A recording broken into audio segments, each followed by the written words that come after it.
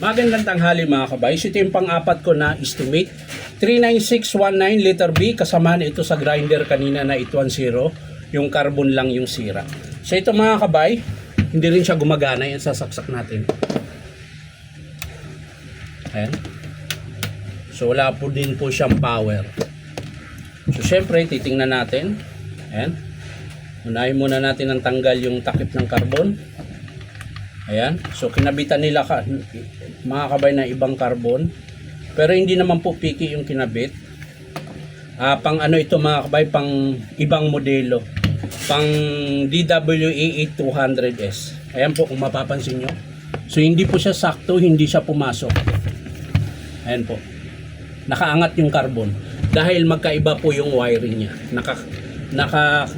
Nakakalso yung wire. So titingnan natin mga kabay, ayan. Ayos natin para pumasok. So hindi niya naayos kaya hindi siya nakapasok maigi yung carbon. So ayusin lang natin. Ayan.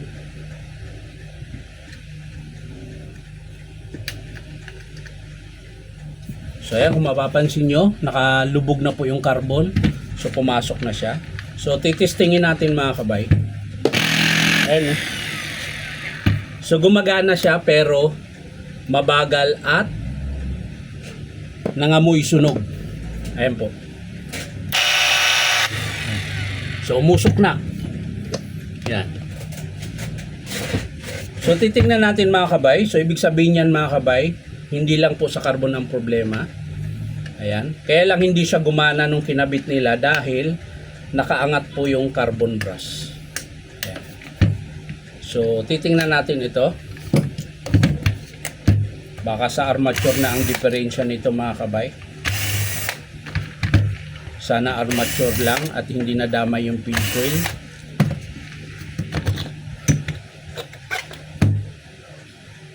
Ayun, no? Sunog po yung armature niya. Yung winding na sunog. Ayun. Ito po. Yan.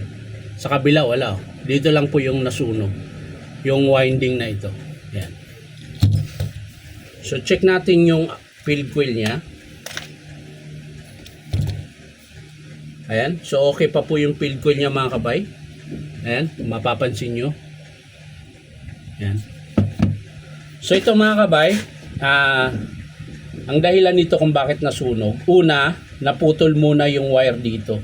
Ayan. Kung mapapansin nyo, meron siyang isang pirasong naputol. Ayan. So maaring tinamaan ito dahil may mga parang hiwa-hiwa yung winding. Ibig sabihin napasukan ito ng matigas na bagay. Pwedeng bakal, pwedeng bato, pwede ring yung alam mo yung pag nagbabarina kayo, yung kinain niya, maaring yun yung pumasok dito. Kaya po nasunog yung winding. Ayan. Tapos yung sa carbon naman niya, pang ibang modelo po ito. Original din po ito, pero pang DWE 200S. So papalitan po natin yan. Check lang natin yung kanyang bearing. Ayan. Alog din po yung bearing niya na 607. Yung 608 niya, ganun din. Ayan. So estimate natin dito mga kabay, armature, bearing 608, tsaka 607 at yung kanyang carbon brush. So hindi ko na po ipapakita kung paano buuin mga kabay dahil madali lang naman po isalpak yan. Ayan, diretso lang yan. Papakita ko na lang yan mga kabay kapag in-approve ng customer. Ulitin ko mga kabay, magpapalit po tayo dito kung sakaling i-approve ng customer ay armature, bearing dalawa, 607, 608 at carbon brush. So maraming salamat mga kabay sa panonood at pa-like and share na rin po. At syempre po baka pwede makahingi sa inyo ng isang subscribe dito po sa aking YouTube account na Inyong Tabay. So maraming salamat. Bye-bye.